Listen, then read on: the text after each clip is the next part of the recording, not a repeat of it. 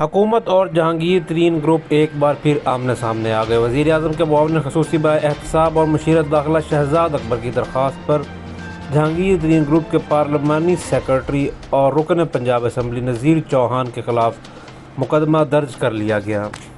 بلاول بھٹو زرداری کا اعلان ہے کہ بجٹ کی پارلیمان سے منظوری کو ناکام بنائیں گے۔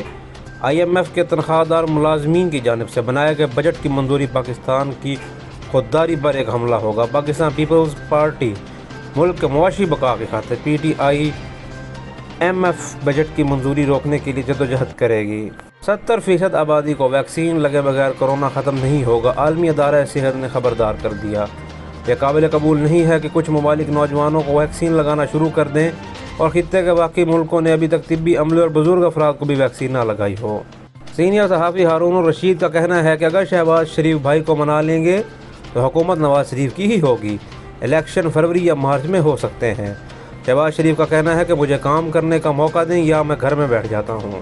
پاکستان میں کورونا سے مزید 73 افراد جاں بحق، 2455 نئے مثبت کیسز رپورٹ ہوئے۔ اس وقت ملک میں کورونا کے فعال مریضوں کی تعداد 58,857 ہے، جن میں سے ہر 4,000 سے زائد مریضوں کی حالت تشویشناک ہے۔ وسیم اکرم کا پی ایس ایل 6 ڈرافٹنگ میں مقامی کرکٹرز کو موقع دینے کا واقعہ، غیر ضروری طور پر کسی کا بینچ پر بٹھانے کے لیے انتخاب نہیں کیا، صدر کراچی کنگز کا کہنا تھا۔ وزیر اعظم عمران خان نے بیرون ملک مقیم پاکستان کی سٹیزن پورٹل پر شکایات کا نوٹس لے لیا۔ پلاٹ منتقلی کا معاملہ، وزیر اعظم کے حکم پر اسلام آباد لینڈ ریونیو کے افسران کے خلاف کارروائی کا آغاز کر دیا گیا۔